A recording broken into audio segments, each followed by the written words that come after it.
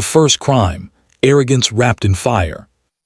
The Zaith Dominion had long considered themselves arbiters of necessary cruelty.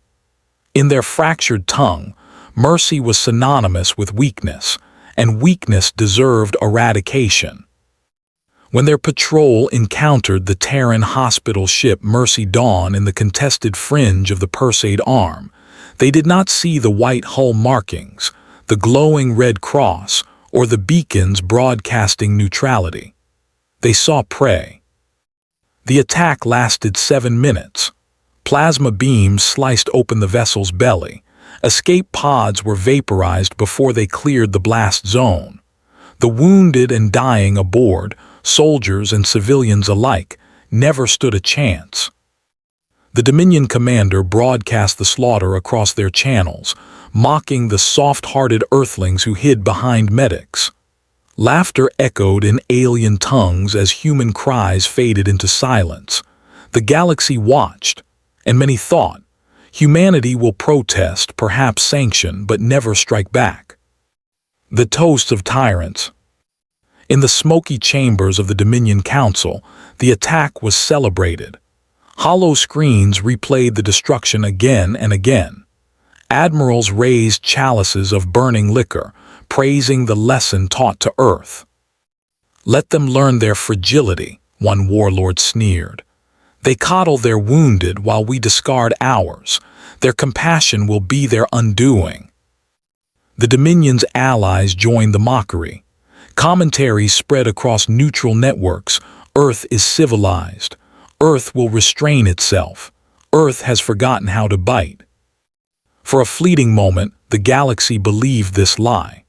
For a fleeting moment, the galaxy forgot Earth's history, how every empire that struck them once had burned for it. The silence before the storm. For 9 days, Earth said nothing. Not a transmission, not a condemnation, not a single fleet movement detectable by alien sensors. The galaxy mistook this silence for submission.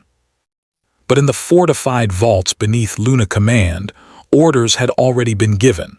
Old seals cracked, forgotten codes unlocked. Fleets hidden beyond dark matter veils were recalled. Dreadnoughts dormant in asteroid hangars rumbled awake, engines screaming as if they hungered for blood. When Earth finally spoke, it was not through diplomats or envoys. It was through a single broadcast that rippled across every frequency. "This is Earth Command. You destroyed a hospital ship. You murdered the defenseless. You chose to light the pyre. Now you will see the fire it summons." The sky turns black. The retaliation began with shadows. Dominion outposts at the edge of the Perseid Arm suddenly found their suns eclipsed by warships so massive they blotted out the stars. The Avalon, Titan's Wrath, Shenandoah, and dozens more dreadnoughts, each one a moving continent of steel and fury, unfurled their banners. Thousands of cruisers and carriers followed in formation. Alien lookouts whispered in terror, "The humans are moving fleets we thought mythical." The void itself seemed to ignite as drives roared. Comms channels filled with Earth's cold declaration. For Mercy Dawn, for every life taken, retaliation is here. The hammer falls. The first strike was surgical. Dominion shipyards in the Zathar Belt erupted into blossoms of fire, every dock obliterated within seconds. No warning shots, no half measures. Then came the fleets, swarming like a storm, overwhelming every defense line. Human fighters cut through Dominion squadrons like fire through dry grass. Plasma shields crumpled before kinetic bombardments so relentless they turned entire moons into shrapnel fields. Where Dominion commanders barked orders, human voices gave none. Their vengeance was silent, methodical, absolute. Retribution without mercy. On the Dominion capital world, the High Council convened in panic. Their fleets, once thought unassailable, were shredded. Human dreadnoughts advanced inexorably, formations flawless, no hesitation in their strikes. The Dominion's most powerful warship, Bloodfang Eternal, moved to intercept. It had stood undefeated for centuries. Earth destroyed it in 3 minutes. Every blast from human cannons seemed fueled not just by technology, but by rage sharpened across millennia of war. Dominion officers swore they saw Earth's ships glowing, as if vengeance itself burned in their cores. Worlds erased in firelight. Earth did not simply defeat the Dominion, it erased their arrogant star by star. Industrial hubs reduced to glass. Fortress moons cracked open like eggshells. Entire fleets vaporized before they could fire a second volley. Witnesses described the void as lit by endless dawns, explosions cascading across the skies until night ceased to exist. Civilians on neutral stations recorded the spectacle, whispering in awe and dread. The humans, they are not fighting, they are delivering judgment. The shattered silence. When it was over, Dominion space lay in ruins. Where once their banners flew, only wreckage drifted, silent, glowing embers in the dark. Human fleets withdrew as swiftly as they had come.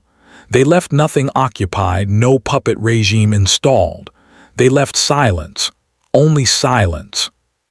On neutral channels, a single phrase began to spread, carried in fearful whispers.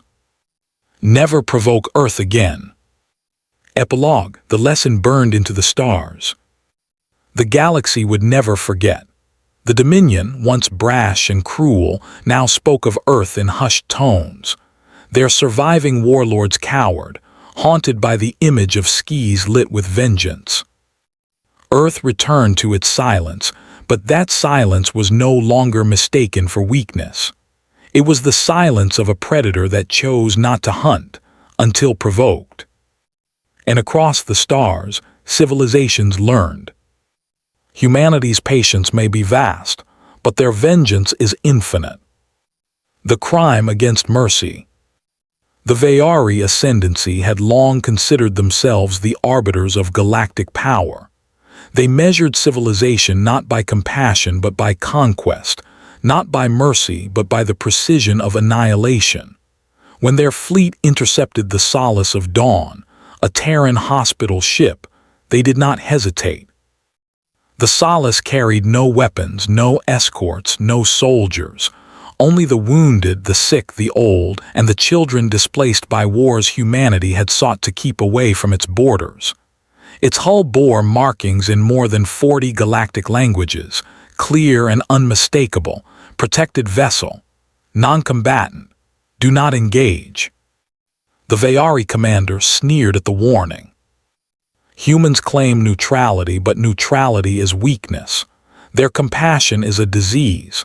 Let this ship burn, and let their mercy burn with it. The solace of dawn was reduced to incandescent fragments within minutes. Thousands of patients and caretakers were turned to dust in the void. And the galaxy heard the laughter of the Vayari, echoing across intercepted comm channels, mocking humanity's weakness. Arrogance across the stars. The Vayari ascendancy broadcast their victory like a festival. See the humans, they declared in their galactic transmissions. They build ships of mercy and call it strength. They hide behind treaties, behind their endless talk of peace. They are prey animals dressing as predators. In taverns on distant trade stations, aliens chuckled at the images. A Terran hospital ship, glowing white and silver, torn open like a fruit in the jaws of predators. In council chambers, rival powers whispered, "Perhaps the humans are not what we thought.